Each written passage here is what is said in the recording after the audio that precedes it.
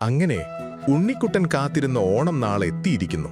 ഓണക്കളികൾ കളിക്കാനുള്ള ആകാംക്ഷയിൽ ഉണ്ണിക്കുട്ടൻ ആകെ എക്സൈറ്റഡ് ആണ്. കളിക്കാനുള്ള സാധനങ്ങളൊക്കെ നേരത്തെ തന്നെ തയ്യാറാക്കി വെച്ചിട്ടുണ്ട്. കയ്യിൽ നാരങ്ങയും സ്പൂണും എല്ലാം റെഡി. ഇനി കൂട്ടുകാരും വീട്ടുകാരും ഒപ്പം കൂടിയാൽ മതി. ഇപ്പൊ വരാം മോനെ. അങ്ങനെ ഉണ്ണിക്കുട്ടൻ എല്ലാവരെയും കാത്തിരുന്നു.